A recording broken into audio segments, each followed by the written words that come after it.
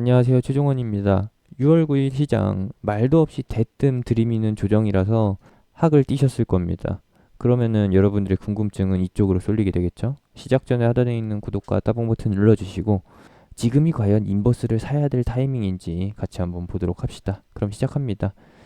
두 가지로 질문을 준비해 봤습니다. 질문이라고 하면은 여러분들이 저한테 하실 만한 질문이겠죠. 시장에 대해서 의문을 가지는 그런 타이밍. 인버스를 사야 될까요? 아니면은 인버스를 사도 될까요? 자의적으로 사느냐? 아니면은 타의적으로 사느냐라는 겁니다. 타의적으로 산다라고 하면은 불가피하게 인버스를 선택해야 되는 상황. 지수가 꺾여서 이제 내려가는 흐름에서는 지금이라도 인버스 사야 될까요? 라고 하면서 질문을 주시겠죠. 그때 가서는 맞다라고 봅니다. 시장이 이미 꺾여가지고 하향세로 돌아섰을 타이밍에서는 뭐 그때 가서라도 사면 된다라고 해요. 근데 지금 같은 타이밍에서는 추가 상승 여력이 남아 있는데 굳이 인버스를 사야 될까라고 말씀드리고 싶어요. 그러면은 차트에서 보도록 합시다. 인버스 차트 보기 전에 지수 차트 먼저 보겠죠. 지금 코스피 차트를 보시게 되면은 작년에 계속해서 저항대로 받았던 2200포인트에서 2400포인트 사이 저항대입니다. 그리고 그 이전 상황을 보게 된다라고 하면은 뭐예요? 지금 이렇게 시장이 2000포인트 초반선에서 빌빌거리는 이유는 한번 찾아왔었던 반도체 호황기, 그 이후에 바로 따라온 미중 무역 전쟁, 아직 끝나지 않은 전쟁이죠. 끝나지 않은 전쟁의 영향권으로 인해서 2200포인트 위쪽은 부담감이 굉장히 크다라는 겁니다. 무슨 부담감? 하락 전환 부담감이요. 특별히 상승 모멘텀이 없는 상황이기 때문에 악재가 일부 해소됐다라고 하더라도 상승할 이유가 없다라는 점에서 꺾인다라는 것이죠. 악재가 완전히 해소되거나 미중 관계가 이전에 무역전쟁 이전 상태로 돌아간다거나 아니면은 완전히 이혼 도장 찍고서 갈라선다거나 그런 상황이 아니라고 한다면은 계속해서 걸릴 만한 자리라는 거예요. 그러한 부분에 있어서는 수긍을 하실 거라 봅니다. 그러면은 이 자리가 매수 자리는 맞습니다. 어떤 자리? 2200포인트라는 자리. 이 자리는 매수 포인트가 맞기는 한데 포인트적으로만 맞다라는 것이지 타이밍적으로는 알 수가 없다라는 거예요. 왜? 여기서 시장이 한 번 더 상승한 이후에 꺾일 가능성이 있다라고 보니까.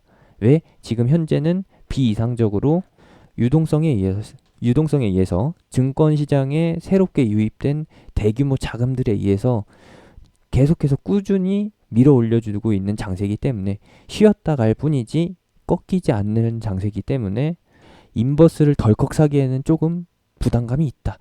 물론 분할 매수로 해가지고 현재 위치에서부터 2400포인트까지 마이너스 20%, 일반 인버스 같은 경우에는 마이너스 20%, 그리고 고버스 같은 경우에는 마이너스 40% 감당할 것 예상하고서 간다라고 하면은 분할 매수로 접근한다라고 하면은 오케이입니다. 왜? 결국에 2200포인트에서 2400포인트까지 분할 매수를 꾸준히 한다라고 하면은 인버스의 평단 기준은 코스피 기준 2300포인트가 될 것이고 여기서부터 시장이 꺾인다라고 하면은 꺾이는 만큼 수익이 나기 때문에 물론 이론적으로는 맞다라고 판단이 됩니다. 근데 만약에 시장이 여기서 더 이상 확대가 되지 않는다라고 하면은 무슨 이유라도 출현이 되겠죠. 여기서 당장 꺾이려면은 기존에 있었던 시장 악재가 다시 떠올라야 됩니다. 오늘 같은 경우에는 방산주가 급등을 했는데 이거는 남북 관계, 대북주의 악재가 출현됐기 때문에 그 했지. 반사이익으로 해가지고 반대급부로 해서 상승한 것이고 시장과는 무관하다라는 겁니다.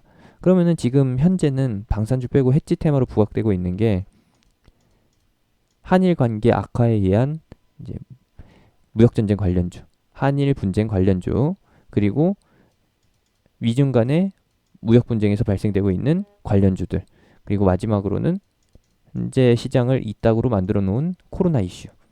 코로나 이슈가 오늘 같은 경우에는 이제 치료제 개발 이슈로 해가지고 기대감으로 인해서 상승하게 됐었는데 정확히는 이미 아니죠. 아직도 이미가 아니라 아직도 코로나는 계속 확산 추이를 보이고 있고 눈에 띄게 증가하는 갑작스럽게 충격적으로 확대되는 구간은 아니고 그냥 조용히 꾸준히 늘어나는 상태이기 때문에 가랑비에 옷 젖듯이 늘어나는 상태이기 때문에 코로나 이슈가 그렇게 크게 부각을 받지는 못한다라는 겁니다. 그리고 정부 정책의 시행 방향도 코로나로 인해서 피해를 봤었던 그 부분에 대해서는 다 채워졌기 때문에 정책적으로 자금적으로 다 채워졌기 때문에 인적으로 말고 인간관계 말고 돈적으로 경제 상황으로 봤을 때에는 코로나를 다 메울 만한 경기 부양책 자금이 유효하게 먹히고 있다라는 거. 완전히 쇼크 상태로 다시 한번 돌아가게 되려고 한다면은 사람들이 이제 사회적 거리두기 어느 정도 끝내고 나서 일상생활로 돌아왔는데 뉴욕도 이번에 셧다운 해제됐죠. 근데 그냥 눈만 마주쳐도 코로나가 확산되는 마주 보기만 해도 코로나가 갑자기 걸리게 되는 그런 상황이 아니라고 한다면은 2차 확산에 대한 우려는 그렇게 심각하게 커지지 않는다라는 것이죠. 이미 얼마 전에 보여드리기도 했지만 미국인들은 난리가 났어요. 이제 셧다운 해제되니까 미국 전 지역으로 해서 셧다운 해제가 선언이 되니까 뭐예요? 기존에 못 해왔었던 거. 계속 집구석에 처박혀 있어서 감금되어 왔었던 그 부분들에 대해서 욕구를 이제 해방시키게 됐고 걸리면은 그놈이 재수없는 놈이다라는 관점에서 그냥 이전처럼 돌아갔다라는 거예요. 미국인들이 다 지성체처럼 생각되시겠지만 은근히 낙관적이고 마이웨이라는 것이죠. 그런 것이고 그냥 코로나 사태에 대해서 간략하게 요약을 해드리면은 한국은 계속해서 노출이 되어 있고 2차 확산의 우려가 다시 한번 커지게 되는 것은 여름 당장이 아니라 다시 한번 독감이 유행하게 되는 추워지는 계절 가을 때부터 다시 한번 부각이 되게 된다. 지금은 뭐 코로나 이슈로 인해서 인버스를 사야 할 만큼 급박한 상황이 아니다라는 거 확인해 주시면 되겠고요. 두 번째라고 한다면은 한일 간의 마찰입니다. 이것도 끝나지 않을 전쟁입니다. 뭐 이미 70년 가까이 계속해서 분쟁이 이어져 오고 있고 앞으로도 계속 이어질 겁니다. 왜? 일본이 계속해서 부정하기 때문에 역사를 부정하는 일본 덕분에 이 이슈는 끊이지 않을 것 같은데 불매운동 이슈는 단발적이고요. 그리고 일본에 의존하고 있었던 일부 소부장 반도체 업종 같은 경우에는 반도체 관련주 같은 경우에는 꾸준히 간다라는 것으로 요약을 먼저 해드리면서 이슈를 보여드리겠습니다. 이번에 한국 측에서 요구한 부분에 대해서는 답변을 거부하고 묵비권을 행사하더니 갑작스럽게 이딴 소리를 냅니다.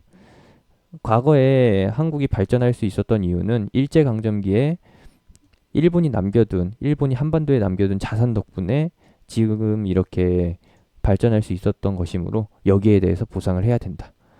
그러면은 우리는 이러한 요구에 대해서 똑같이 요구를 할 수가 있겠죠. 그러면은 전범에 대해서 인정을 하고 보상을 해라. 그렇게 얘기를 한다면은 또다시 그냥 버로를 탈 거예요. 두 번째라고 한다면은 지난주에 있었던 독도 방어훈련 했었거든요. 근데 여기에 대해서 또 딴지를 건다라는 겁니다. 이렇게 얘기할 거면은 우리가 먼저 요구했었던 화이트리스트 제외권 철회 거기에 대해서나 답변을 해야 된다라는 거예요. 내로남불인 거죠. 이러니까 계속해서 한일 무역 분쟁에 대한 이슈는 남아있다. 근데 또 한 번 떠오르긴 할 건데 이걸로 인해서 시장이 작년만큼이나 꺾일 그런 상황은 아니라는 것이죠. 어떻게 움직인다? 한일 무역 분쟁 역시도 그냥 단순히 테마, 어떤 테마? 해치 테마의 이슈로 부각이 돼가지고 모멘텀이라고 하죠. 모멘텀으로 마련이 돼가지고 특정 종목에, 특정 업종에만 상승 효과를 가져다주는 효과로 이어지게 된다. 그러면은 마지막으로 본다라고 하면은 미중 무역 전쟁이 있겠죠. 계속해서 얘도 악재 상황을 이어가고 있다라는 겁니다. 최신 소식에 의하면은 이런 것들이 있어요. 이번에 6월달에 33개 기업에 대해서 미국이 제재를 가한다. 추가로 진행하겠다라고 밝혔고 중국이 여기에 대해서 강경하게 대응하는 게 아니라 조금 굽혔습니다. 무릎을 굽힌 거죠.